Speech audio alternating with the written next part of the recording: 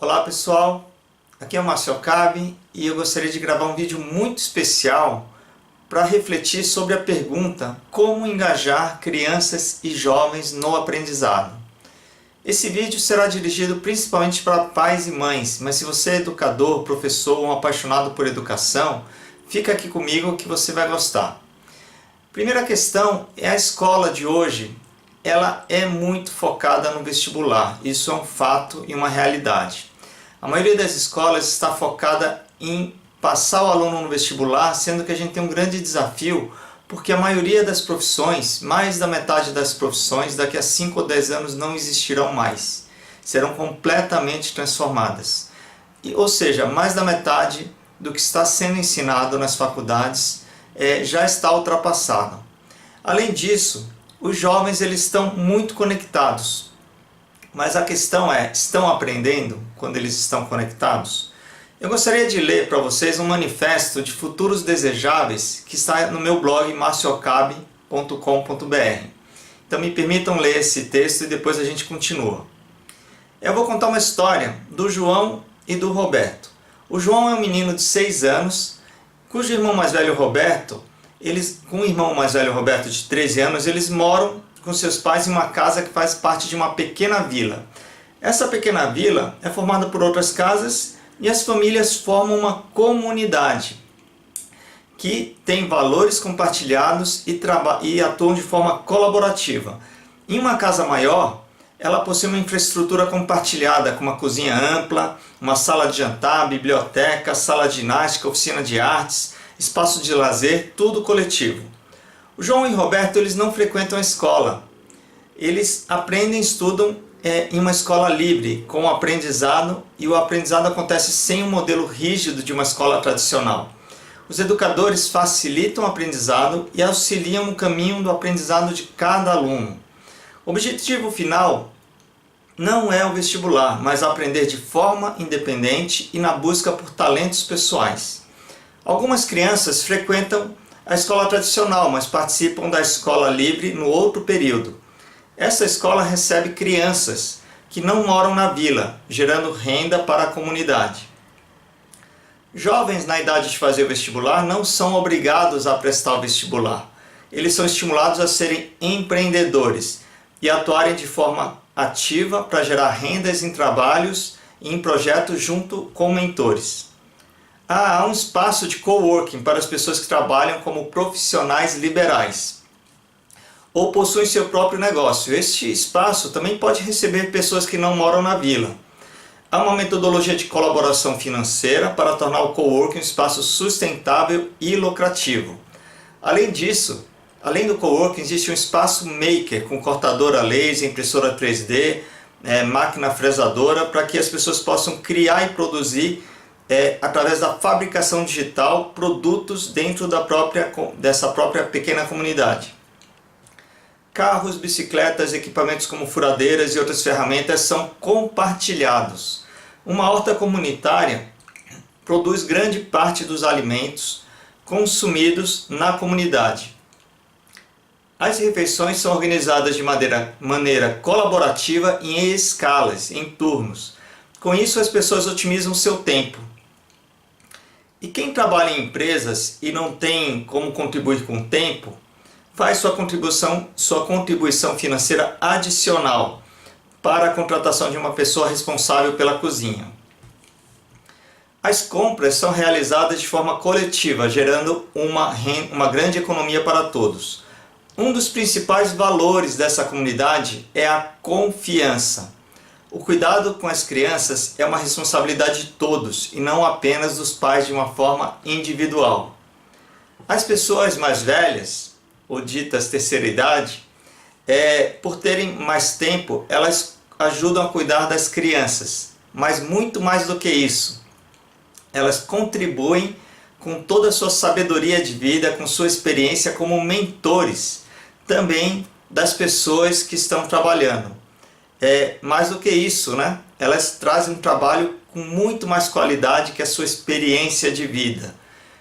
Pessoal, esse é o manifesto de futuros desejáveis que está no meu site marciocabe.com.br E continuando a conversa aqui sobre educação, em 2013 eu conheci a Escola com Asas, escolacomasas.com. Peço que vocês visitem logo depois de vocês verem esse vídeo, porque eu lembro que quando eu li o que estava escrito no site, foi como se um novo mundo eu descobri um novo mundo da desescolarização, muito mais do que isso, da educação livre.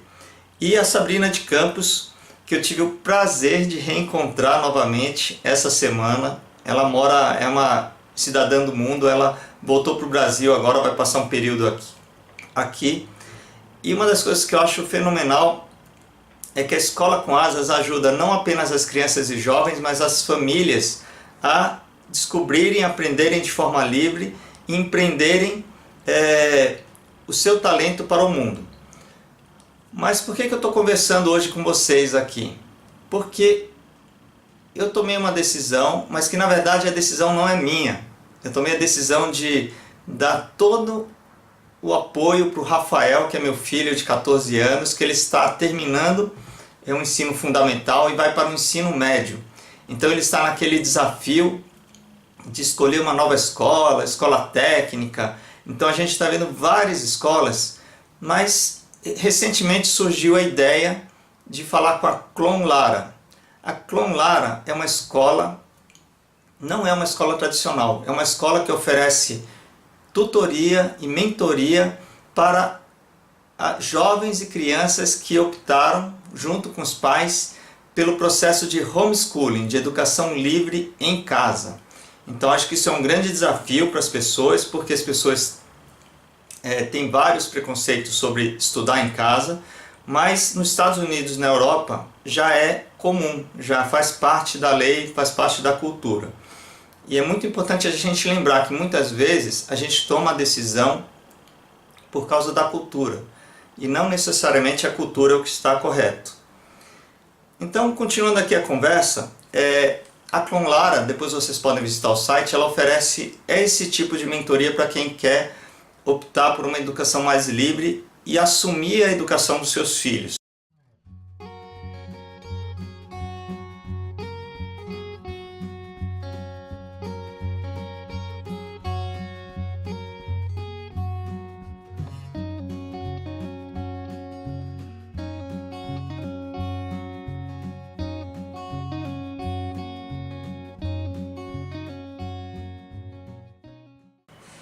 Então eu acredito que os pais e as mães devem sim assumir o seu papel na educação dos seus filhos.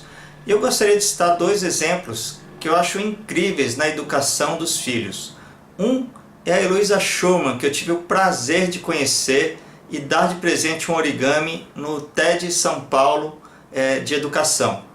A família Schumann, todos ou a maioria já conhece, viajou pelo mundo em 1984 e educaram os filhos a bordo do veleiro. E a Sandra Chemin, eu tive o prazer de participar de 2 workshops dela aqui em São Paulo sobre cultura participativa e sobre o futuro do trabalho. A Sandra Chemin já foi uma grande empresária, empreendedora na área de marketing digital, e hoje ela mora na Nova Zelândia e trabalha com projetos de cultura participativa e inovação. Muito bacana, eu tive o prazer de conhecer. Então acho que elas são exemplos de pessoas e famílias que educaram os filhos, e sim, a gente pode focar em uma educação mais livre para os filhos. Sobre a questão das escolas, a gente precisa lembrar, estamos vivendo uma crise, sim, não só o Brasil, mas o modelo de educação está atravessando também uma crise, que é uma grande transformação. E as pessoas, quando falam de educação livre ou educação domiciliar, qual a diferença entre educação domiciliar e homeschooling? A educação domiciliar segue o currículo do MEC, ou seja, segue todo o conteúdo que se pede pelo MEC. O homeschooling, ele já é mais livre, ele é baseado em você descobrir o talento, o que a criança e o jovem realmente têm de talento e direcionar o aprendizado em torno disso. E quais são os mitos? Alguns mitos, acho que o principal mito da escola é que as pessoas acabam dando uma resposta automática, dizendo: ah, mas e a socialização? A verdade seja dita, pensa no seu filho ou na sua filha em quantos amigos eles têm na escola. A maioria, eu garanto que eles têm um círculo de amizade mais próximo, pequeno. Só que quando você sai, quando você tem uma educação livre, você vai ter muito mais tempo de conviver em outros espaços, vai se conectar de uma forma significativa com mais pessoas. E na Clon Lara, eles já têm várias famílias brasileiras que têm essa orientação, essa mentoria da Clon Lara. Eles falam que até tem encontros entre os pais, mas os pais que têm mais sinergia acabam se conectando de uma forma mais forte. E outra questão é do conteúdo versus projetos. Há uma grande tendência da pedagogia por projetos, ou seja, você partir de projetos que têm um significado para as crianças e para os jovens e usar este projeto para fazer o aprendizado deles. Existem escolas que são renomadas, reconhecidas com esse tipo de educação mais livre. A Escola da Ponte, por exemplo, que o José Pacheco, que eu também tive o prazer de conhecer e até organizar alguns encontros com ele, ele idealizou há mais de 40 anos a Escola da Ponte em Portugal, que é uma escola livre. O José Pacheco era um professor tradicional e no momento da vida dele ele se revoltou e ele criou um projeto, que é a Escola da Ponte, que é um projeto de educação livre, sem salas de aula, sem divisão por faixa etária, e onde as pessoas aprendem a partir dos seus projetos. E aqui no Brasil, duas escolas também que eu tenho um imenso prazer de conhecer, é o Projeto Âncora, que é uma ONG, que é uma escola que tem um circo no meio da escola e que trabalha baseado na Escola da Ponte, e o José Pacheco apoiou totalmente esse projeto, e a Escola Amor em Lima, que é uma escola municipal que fica aqui no Butantã e também trabalha há mais de 10 anos por projetos e sem salas de aula divididas por aulas de 50 minutos. Então essa é a questão da escola. Mas eu queria agora entrar um pouquinho na questão de nós, sair um pouco da escola da educação dos jovens e pensar em nós adultos. Nós adultos não, todos, né? Todas as pessoas. A gente vive uma crise ou uma transição? Essa é uma pergunta muito interessante, porque desde que eu me conheço por gente, eu ouvia falar que o Brasil está em crise, estamos novamente em crise. Então é natural que a gente tenha ciclos. Mas eu gostaria de propor uma reflexão. Quando a Revolução Industrial chegou, foi uma grande transformação também. E surgiu um movimento chamado ludismo. O ludismo era um movimento de pessoas que eram contra a mecanização das indústrias. Então, eles viram as indústrias como inimigos. E o que está acontecendo hoje? A gente está passando por uma grande transformação. Eu acredito muito nisso. E a gente está vendo o que acontecer. Os robôs estão evoluindo muito e a inteligência artificial também está crescendo muito. Então, profissões que são muito operacionais, como telemarketing, bancários, elas fatalmente serão substituídas por tarefas de inteligência artificial. Mesmo profissões mais nobres, como advogados, médicos, não médicos cirurgiões, e olhe lá, né? Mas assim, clínico geral, esse tipo de atividade que demanda você pensar, raciocinar, acessar um banco de dados de conhecimento muito forte, isso daí a inteligência artificial vai começar a assumir e ocupar algumas tarefas, sim. E o que está acontecendo? As pessoas estão vendo isso como crise também. Estão vendo como vão acabar os empregos. Quando na verdade, dizem assim, tem estatísticas que mostram que para cada emprego que se perde surgem duas novas oportunidades. O problema é que essas oportunidades exigem um conhecimento nessas novas tecnologias. Então esse é um grande desafio. Estamos preparando nossos filhos para esse novo mundo que está surgindo. E que mais aqui que eu tenho anotado? O futuro ele está muito mais focado na colaboração e na abundância. Então, apesar da gente pensar que está em crise, eu acho muito interessante pensar no conceito de futuros desejáveis. Eu aprendi com a Lala Denzelin que você deve a Lala Dance tem um curso chamado Fluxonomia 4D, depois vocês podem dar uma olhada, deixa eu ver minha anotação aqui. Eu sou Lala Denzelin, eu sou futurista e eu sou uma especialista em economia criativa e colaborativa. A tendência é a gente compartilhar tudo, ferramentas, equipamentos, funcionários, tudo. Porque aquilo que realmente faz diferença na vida não é tanto aquilo que a gente possui, mas aquilo que a gente experimenta, aquilo que a gente vive. Porque isso que a gente está vivendo não é uma crise, é uma transição. O que é uma transição? É uma mudança de modelo, de jeito de viver, de jeito de empreender, de tudo. Para existir em rede, precisa aprender a estar junto, a convergir, a fazer coisas juntas. E esse é o grande desafio, porque nós não fomos preparados para isso. E talvez no futuro a gente, em vez de perguntar, você trabalha com o quê? A gente vai perguntar, você cuida de quê? Eu, por exemplo, cuido de futuro. Meu trabalho é esse, eu sou futurista. E você se cuida de quê? Pergunta aí. Porque a hora que você responder essa pergunta, você achou a chave para a transição.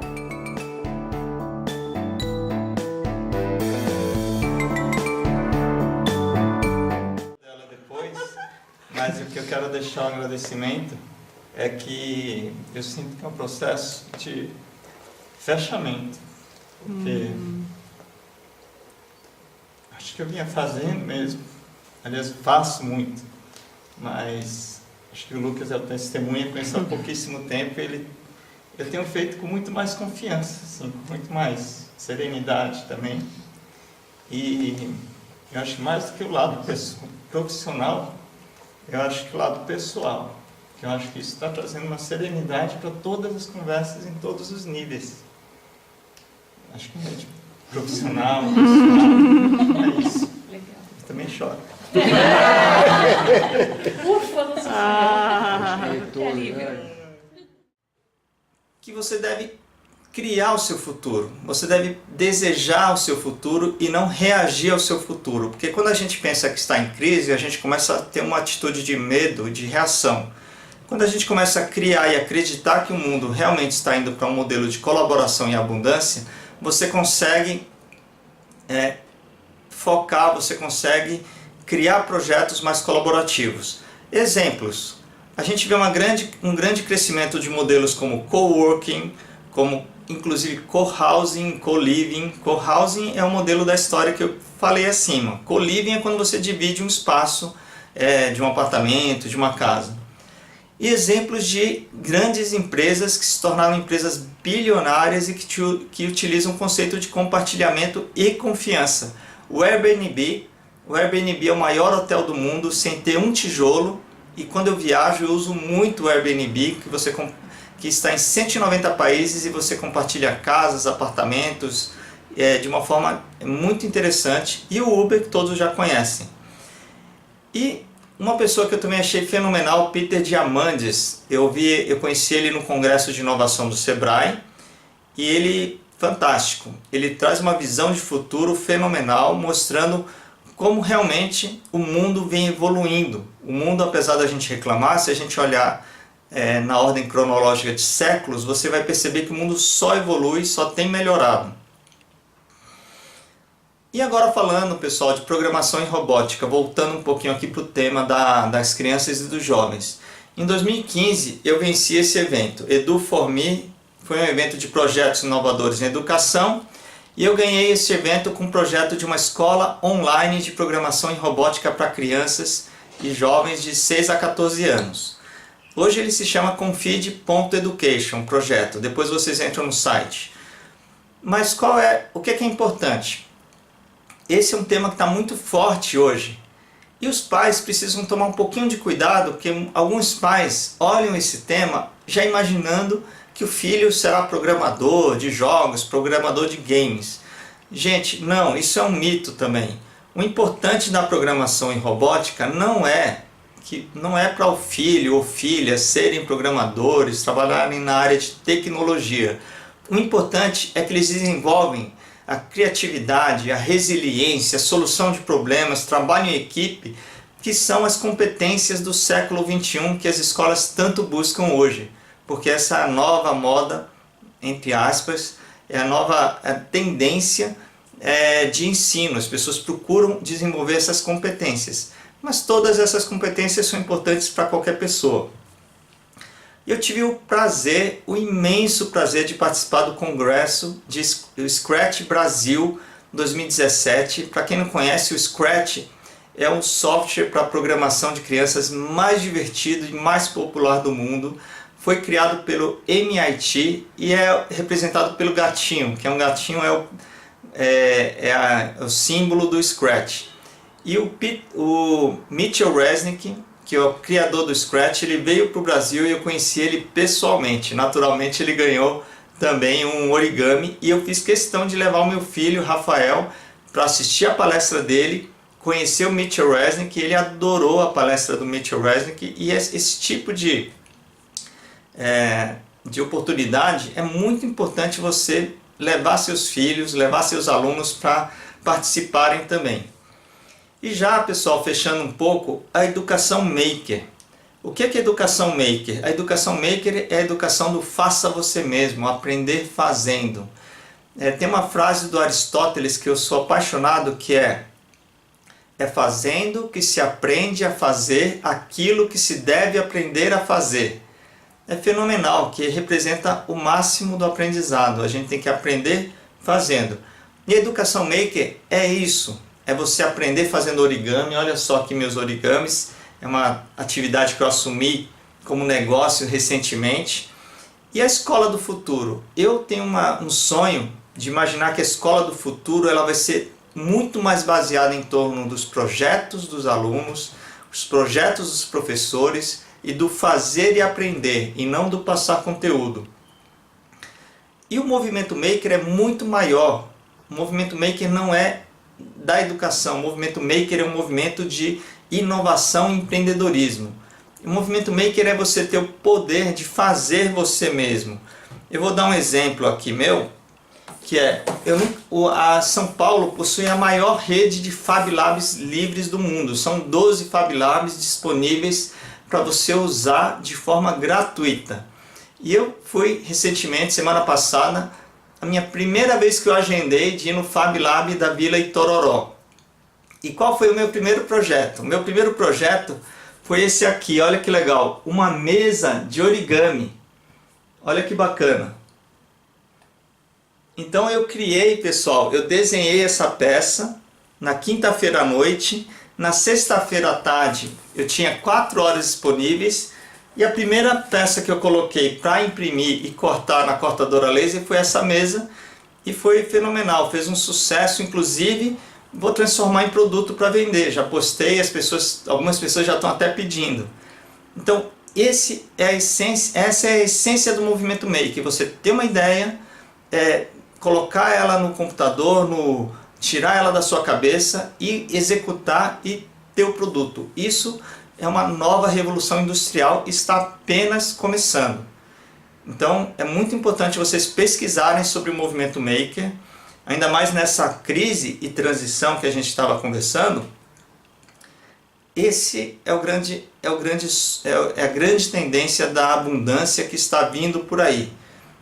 A gente vai ter uma revolução muito grande, assim como a gente teve a revolução da tecnologia da internet, que nos deu o poder de criar digitalmente o que a gente quisesse. Agora a gente vai ter o poder de criar materialmente o que a gente quer. Então isso vai ser uma nova revolução industrial. Pessoal, e já para fechar esse vídeo, eu sei que ficou um pouco mais longo, gostaria de falar do origami.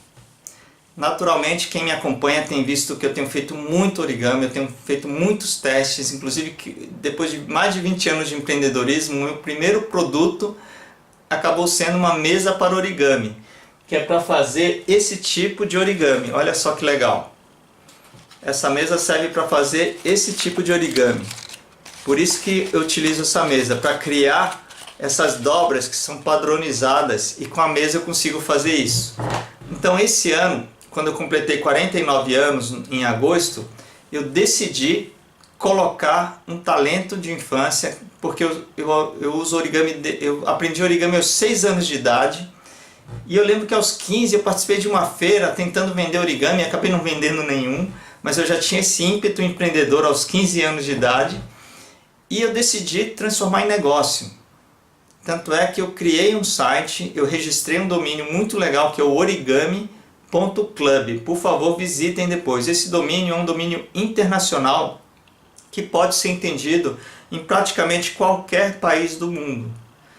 Então, eu tenho vivenciado, experimentado muitos processos colaborativos e eu acabei sendo, por isso que eu queria gravar esse vídeo também, eu acabei sendo uma prova de que quando a gente reprime um talento, mas de repente a gente dá espaço para esse talento surgir, ele vem com muita força. E as pessoas sabem que quem me conhece há algum tempo sabe que eu tenho uma certa dificuldade de foco, eu tenho vários projetos, mas quando você faz o que você ama, o que você gosta, de repente o foco vem, o engajamento vem, a busca e o aprendizado acontecem.